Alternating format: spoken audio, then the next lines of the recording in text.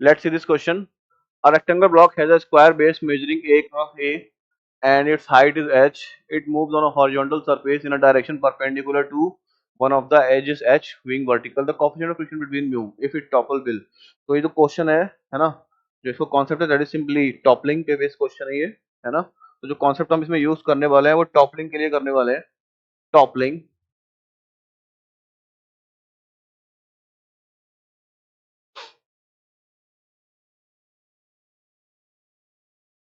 ठीक है। अब सॉल्यूशन की बात करते हैं इसके। मान लीजिए अपना एक बेस है, इसके ऊपर एक ब्लॉक पड़ा हुआ है ना, जिसका बेस एरिया तो ए स्क्वायर है और हाइट कितना है एच है। बेस एरिया क्या है इसका, ये ए गिवन है, ठीक है, और हाइट कितना गिवन है इसका, एच गिवन है। सॉरी, सेंटर ऑफ मास कहीं यहाँ लाई करेगा।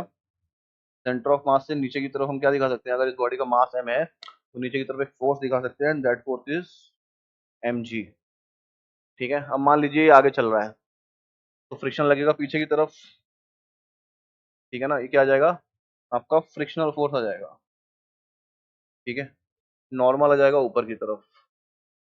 तो अगर मैं बात कर रहा हूँ कुछ, सॉरी, अब देखिए फ्रिक्शन इसको ऐसे लग रहा है, ये टॉपल ना हो, टॉपलिंग को रोकने के लिए नॉर्मल क्या करेगा, अपने सेंटर ऑफ मास से कुछ शिफ्ट हो जाएगा। मान लेते हैं एकदम क्रिटिकल कंडीशन होती है कि यहीं पे लगा देते हैं नॉर्मल, कि नॉर्मल यहाँ आते आते क्या हो रहा है, टॉपल करने से जस्ट रोक पाएगा। अगर वो टॉपल हो जा रहा है तो नॉर्मल यहाँ रखने के बाद भी इसको रोक नहीं पाएगा। तो मैं मान लेता हूँ कि नॉर्मल फोर्स यहाँ पे लग रहा है ना। अब ये इसका सेंटर ऑफ मास है ना। अब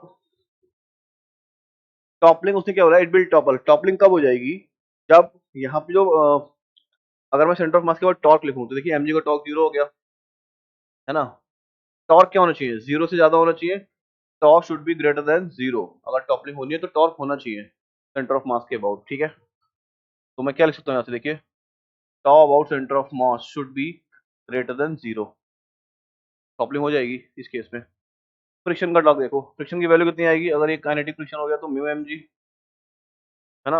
अगर मैं बात करूँ आर क्रॉस एफ पी अंदर की तरफ और आर क्रॉस एफ पी बाहर की तरफ, तो ये अगर मैं ले रहा हूँ पॉजिटिव, सॉरी ये ले रहा हूँ अगर पॉजिटिव तो ये आएगा नेगेटिव। तो एन इंटू, अब देखिए जो इसकी हाइट दूरी होगी एच बाई टू और जो इसकी हाइट होगी वो भी एच बाई टू होगी। सही बोल रहा हूँ ना मैं, सॉरी, ये ए है तो ये ए बाई टू होगा, हाइट इसकी ये है तो दूरी लिख लो एक बार यहाँ से आप, कितना कितना होगा। अगर मैं बात करूँ नॉर्मल, तो नॉर्मल के लिए ये वाला दूरी आएगा, अभी बात दूरी कितना हो जाएगा, this will comes out to be A by to.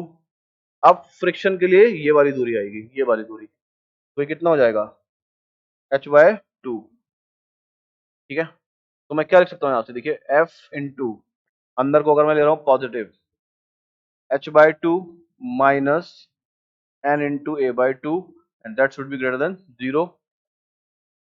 F की अगर मैं बात करूँ तो क्या आएगा, mu M G H by two that should be greater than M G into A by two. तो एम जी से एम जी हो गया कैंसिल आउट, तो ए बाय एच क्या आ जाएगा, देखो यहाँ से टू से टू भी कैंसिल आउट हो गया, है ना। तो a by h that should be less than mu, mu ही आ रहा है ना केवल, मतलब म्यू बड़ा आएगा ए बाय एच से, mu should be greater than a by h, तो कौन सा आंसर आ रहा है, बी। तो अब अगर ऐसा कंडीशन हो गया तो टॉपल कर जाएगा, ठीक है।